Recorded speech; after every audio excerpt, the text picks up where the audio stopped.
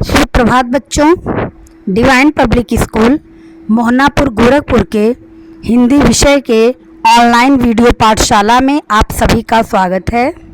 बच्चों, आज हम कक्षा 11 में हिंदी विषय के आरोह पाठ्य पुस्तक के काव्य खंड से पाठ 3 पथिक नामक पाठ को पढ़ेंगे। इसके रचयिता राम नरेश त्रिपाठी जी हैं। पथिक नामक कविता राम नरेश त्रिपाठी जी द्वारा लिखा गया है। तो बच्चों, आइए चलते हैं हम अपने पाठ की ओर। पथिक नामक कविता को पढ़ने से पूर्व हम कवि परिचय के विषय में जान लेते हैं। कवि परिचय। राम नरेश त्रिपाठी। राम नरेश त्रिपाठी जी का जन्म सन 1881 ईस्वी में कोयरीपुर जिला जौनपुर उत्तर प्रदेश में हुआ। राम नरेश त्रिपाठी जी छायावाद पूर्व की खड़ी बोली के महत्वपूर्ण कवि माने जाते हैं। आरंभिक शिक्षा पूरी करने के बाद स्वाध्याय से इन्होंने हिंदी, अंग्रेजी, बांग्ला और उर्दू का ज्ञान प्राप्त किया। उन्होंने उस समय के कवियों के प्रिय विषय समाज सुधार के स्थान पर रोमांटिक प्रेम को कविता का विषय बनाया। उनकी कविताओं में देश प्रेम और वैयक्तिक प्रेम दोनों मौजूद हैं, लेकिन देश प्रेम को ही इन्होंने विशेष स्थान दिया है। कविता कौमुदी, जो कि 8 भागों में है, इसमें उन्होंने हिंदी, उर्दू, बांग्ला और संस्कृत की लोकप्रिय कविताओं का संकलन किया है। इसी के एक खंड में ग्राम गीत संकलित है, जिसे उन्होंने गांव-गांव घूमकर एकत्र किया था। लोक साहित्य के संरक्षण की दृष्टि से हिंदी में उनका यह पहला मौलिक कार्य था। हिंदी में वे बाल साहित्य के जनक माने जाते हैं। उन्होंने कई वर्षों तक बानर नामक बाल पत्रिका का संपादन किया, जिसमें मौलिक एवं शिक्षाप्रद कहानियाँ, प्रेरक प्रसंग आदि प्रकाशित होते थे। कविता के अलावा उन्होंने नाटक, उपन्यास, आलोचना, संस्मरण आदि अन्य विधाओं में भी रचनाएं की। राम नरेश त्रिपाठी जी की कुछ प्रमुख रचनाएं हैं। मिलन, पथिक, स्वप्न इनका खंड काव्य है। मानसी इनका फुटकर कविता संग्रह है। और हिंदी के इस महान कवि की मृत्यु सन 1962 में हुई। तो बच्चों, राम नरेश त्रिपाठी जी के संक्षिप्त जीवन परिचय को जानने के पश्चात अब हम चलते हैं पथिक नामक कविता के पाठ परिचय की ओर। पाठ परिचय। प्रस्तुत अंश पथिक शीर्षक खंड काव्य के पहले सर्ग से लिया गया है। इस दुनिया के दुखों से विरक्त काव्य का नायक पथिक प्रकृति के सौंदर्य पर मुग्ध होकर वहीं बसना चाहता है। यहाँ किसी साधुजन द्वारा संदेश ग्रहण करके वह देश सेवा का व्रत लेता है। राजा द्वारा उसे मृत्युदंड मिलता है, परंतु उसकी कीर्ति समाज में बनी रहती है। सागर के किनारे खड़ा पथिक उसके सौंदर्य पर मुग्ध है। सागर के सौंदर्य पर मुग्ध है।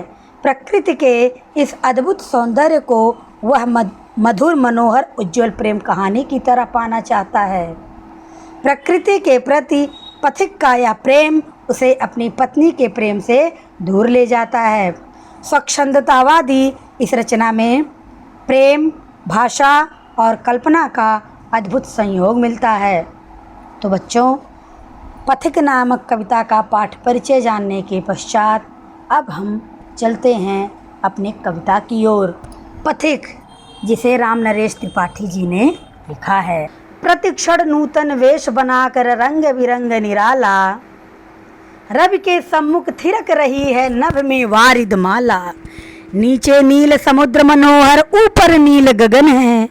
घन पर बैठ बीच में विचरू, यही चाहता मन है। रत्नाकर गर्जन करता है, मलयानिल बहता है। हरदम या हौसला हृदय में प्रिय भरा रहता है। इस विशाल विस्तृत महिमा में रत्नाकर के घर के कोने कोने में लहरों पर बैठ फिरूं जी भर के। निकल रहा है जलनिधि तल पर दिनकर बिंब अधूरा, कमला के कंचन मंदिर का मानो कांत कंगूरा। लाने को निज पुण्य भूमि पर लक्ष्मी की यसवारी, रत्नाकर ने निर्मित कर दी स्वर्ण सड़क अति प्यारी। निर्भय दृढ़ गंभीर भाव से गरज रहा सागर है, लहरों पर लहरों का आना सुंदर अति सुंदर है। कहो यहाँ से बढ़कर सुख क्या पा सकता है प्राणी, अनुभव करो हृदय से हे अनुराग भरी कल्याणी। कठिन शब्दों के अर्थ। प्रतिक्षण का अर्थ होता है हर पल, नूतन का अर्थ होता है नया, रवि का अर्थ होता है सूर्य, वारिद माला का अर्थ होता है गिरती वर्षा की लड़ियाँ, घन का अर्थ होता है बादल, रत्नाकर का अर्थ होता है सागर, मलयानिल का अर्थ होता है मलय पर्वत, जहाँ पर चंदन का वन है वहाँ से चंदन की खुशबू लिए जो हवाएं बहकर आती। जलनिधि का अर्थ होता है सागर, दिनकर का अर्थ होता है सूर्य, बिंब का अर्थ होता है परछाई, कमला का अर्थ होता है लक्ष्मी जी, कंचन मंदिर का अर्थ होता है सोने का मंदिर या स्वर्ण मंदिर, कंगूरा का अर्थ होता है गुंबद या बुर्ज, अनुराग का अर्थ होता है प्रेम। बच्चों, कठिन शब्दों के अर्थ जानने के पश्चात अब हम पथिक नामक कविता का भावार्थ समझते हैं। यहाँ राम नरेश त्रिपाठी जी के द्वारा रचित कविता पथिक से लिया गया है। इन पंक्तियों में कवि पथिक के प्रकृति प्रेम के बारे में बताते हैं। पथिक संसार के दुखों से विरक्त होकर प्रकृति के सौंदर्य पर मुग्ध होकर वहीं बसने को इच्छुक व उत्सुक है।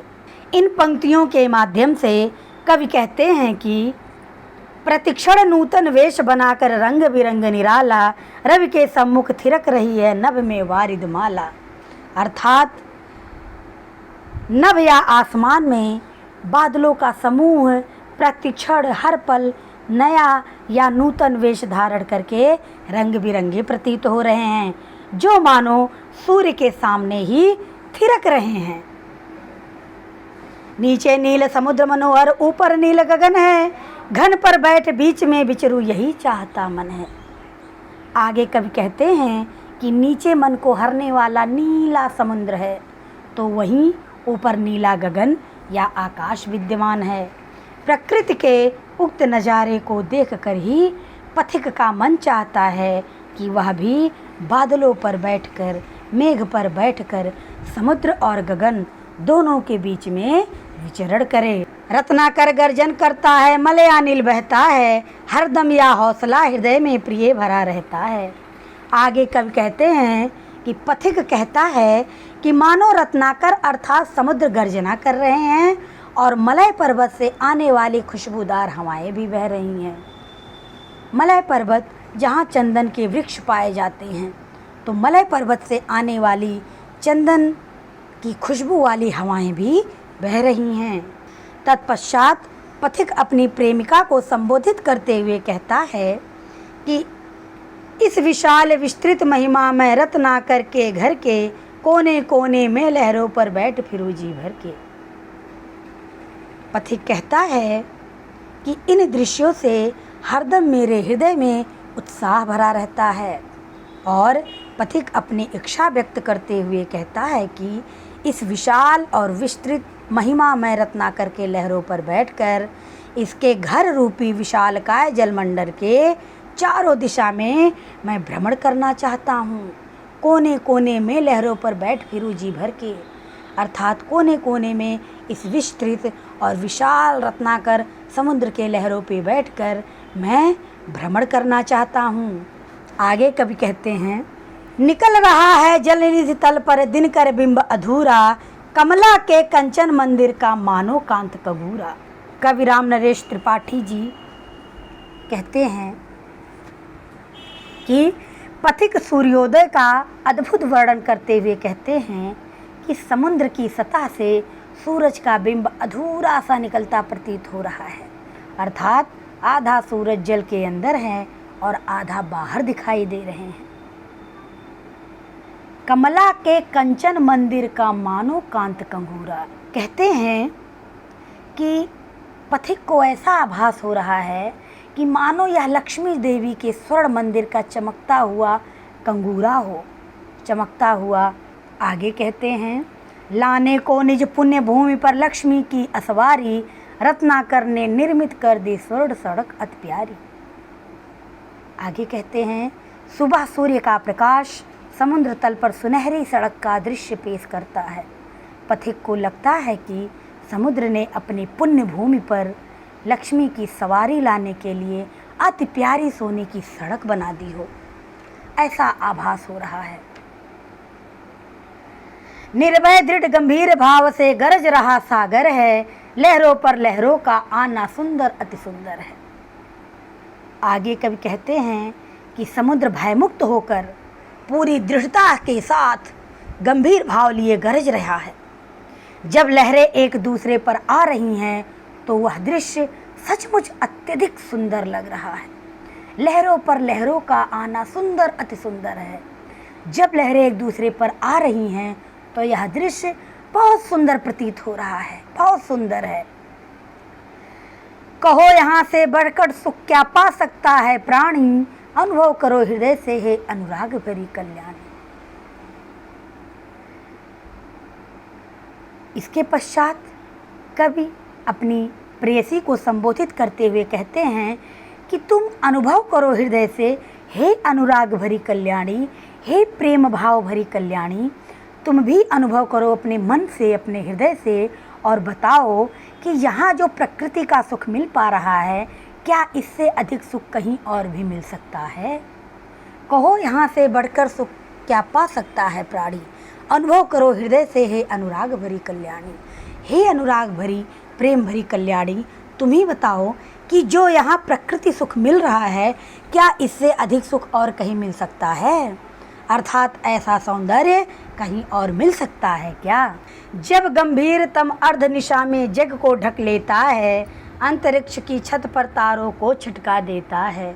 सस्मित वदन जगत का स्वामी मृदु गति से आता है, तट पर खड़ा गगन गंगा के मधुर गीत गाता है। उससे ही विमुक्त हो नभ में चंद्र विहंस देता है, वृक्ष विविध पत्तों पुष्पों से तन को सज लेता है। पंछी हर्ष संभाल न सकते मुग्ध चहक उठते हैं, फूल सांस लेकर सुख की सानंद महक उठते हैं। वन उपवन गिरि सानुकुंज में मेघ बरस पड़ते हैं, मेरा आत्म प्रलय होता है नयन नींद झड़ते हैं। पढ़ो लहर तट तृण तरु गिरि नभ किरण जलद पर प्यारी, लिखी हुई या मधुर कहानी विश्व विमोहनहारी। कैसी मधुर मनोहर उज्ज्वल है या प्रेम कहानी, जी में है अक्षर बन इसके बनो विश्व की बानी। स्थिर पवित्र आनंद प्रवाहित सदा शांति सुख कर है, आहा प्रेम का राज्य परम सुंदर अतिशय सुंदर है। कठिन शब्दों के अर्थ। अर्धनिशा का अर्थ होता है आधा रात्रि, सस्मित का अर्थ होता है मुस्कुराता हुआ, मृदु का अर्थ होता है कोमल, विमुग्ध का अर्थ होता है प्रसन्न, गिर का अर्थ होता है पर्वत, गिर का अर्थ होता है पर्वत, कुंज का अर्थ होता है वनस्पतियाँ, जलद का अर्थ होता है बादल, कुंज का अर्थ होता है वनस्पतियों के झुरमुट, अतिशय का अर्थ होता है अत्यधिक। बच्चों, कठिन शब्दों के अर्थ जानने के पश्चात अब हम भावार्थ को समझते हैं। यह पंक्तियाँ राम नरेश त्रिपाठी जी के द्वारा रचित कविता पथिक से ली गई हैं। इन पंक्तियों में कवि पथिक के प्रकृति प्रेम के बारे में बताते हैं। पथिक संसार के दुखों से विरक्त होकर प्रकृति के सौंदर्य पर मुग्ध होकर वहीं बसने को इच्छुक है। इन पंक्तियों के माध्यम से कवि कहते हैं कि पथिक के अनुसार जब आधी रात में गहरा अंधेरा संपूर्ण जगत को ढक लेता है, जब गंभीरतम अर्धनिशा में जग को ढक लेता है, अर्थात जब आधी रात में गहरा अंधेरा पूरे संसार पूरे विश्व को ढक लेता है तथा अंतरिक्ष की छत पर तारों को छिटका देता है और अंतरिक्ष या आसमान की छत पर तारे बिखेर देता है, अर्थात आकाश में तारों का अस्तित्व आ जाने से वे चमकने लगते हैं। उस समय सस्मित वदन जगत का स्वामी मृद गति से आता है, तट पर खड़ा गगन गंगा के मधुर गीत गाता है। उस समय मुस्कुराते हुए मुख से संसार का स्वामी अर्थात ईश्वर का धीमी गति से आगमन होता है और वह समुद्र तट पर खड़ा होकर आकाश गंगा के मधुर गीत गाने में मग्न हो जाता है। आगे कहते हैं, उससे ही विमुग्ध हो नभ में चंद्र विहंस देता है, वृक्ष विविध पत्तों पुष्पों से तन को सज लेता है। आगे पथिक कहता है कि संसार के स्वामी अर्थात ईश्वर के मधुर गीत पर मुग्ध होकर आकाश में चांद भी हंसने लगता है। पथिक प्रकृति का सुंदर चित्रण करते हुए कहते हैं कि वृक्ष विविध पत्तों पुष्पों से तन को सज लेता है, कि वृक्ष विविध पत्तों विभिन्न प्रकार के पत्तों से फूलों से अपने तन को सजा लेते हैं, अपने तन को सजा लेते हैं। पक्षी हर्ष संभाल न सकते, मुग्ध चाक उठते हैं, फूल सांस लेकर सुख की सानंद महक उठते हैं। आगे कहते हैं कि पंछियों से भी खुशी संभाली नहीं जाती और वे सुंदर प्राकृतिक दृश्य पर मुग्ध होकर चहचहाने लगते हैं। फूल भी सुख रूपी आनंद के साथ सांस लेकर पूरे वातावरण को सुगंधित कर देते हैं, पूरे वातावरण को खुशबू से भर देते हैं। आगे कहते हैं, वन उपवन गिरसान कुंज में मेघ बरस पड़ते हैं, मेरा आत्म प्रलय होता है, नयन नीर झड़ते हैं। कवि कहते हैं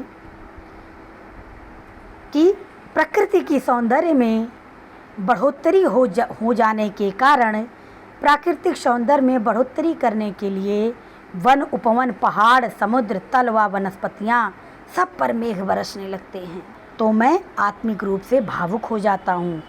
अर्थात पथिक आत्मिक रूप से भावुक हो जाते हैं और पथिक की आंखों से आंसू बहने लगते हैं, नयन नीर झड़ते हैं, अर्थात आंखों से आंसू बहने लगते हैं। पढ़ो लहर तट तृण तरु गिरि नभ किरण जलद पर प्यारी, लिखी हुई या मधुर कहानी विश्व विमोहनहारी।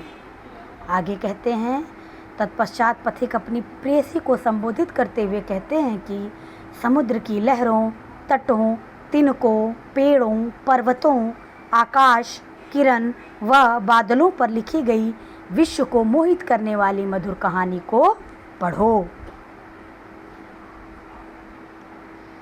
कैसी मधुर मनोहर उज्ज्वल है यह प्रेम कहानी, जी में है अक्षर बन इसके बनो विश्व की बानी। आगे पथिक कहते हैं कि प्राकृतिक सौंदर्य का यह आडंबर रहित मधुर व उज्ज्वल प्रेम कहानी मनोहर व पवित्र है, जी में है अक्षर बन इसके बनो विश्व की बानी। आगे वह कहते हैं कि मेरी भी चाहत है कि मैं इस प्रेम कहानी का अक्षर बन के विश्व की वाणी बन जाऊं। स्थिर पवित्र आनंद प्रवाहित सदा शांति सुखकर है, आहा प्रेम का राज्य परम सुंदर अतिशय सुंदर है। आगे कहते हैं कि सचमुच यह प्राकृतिक सौंदर्य स्थिर पवित्र आनंद प्रवाहित और सदा शांति व सुख प्रदान करने वाली है।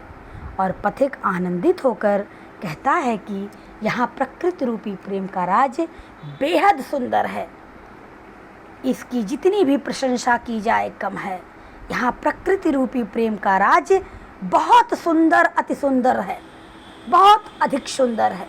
यहाँ प्रस्तुत अंश पथिक शीर्ष खंड काव्य के पहले सर्ग से लिया गया है।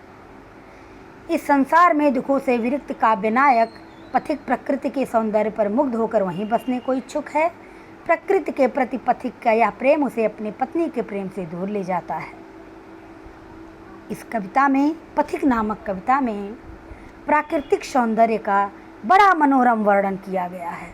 राम नरेश त्रिपाठी जी द्वारा लिखित पथिक कविता के मूल भाव को आपने समझा, पथिक कविता के भावार्थ को आपने समझा। इस वीडियो के माध्यम से आप सब पथिक नामक कविता को पढ़ेंगे और समझने का प्रयास करेंगे।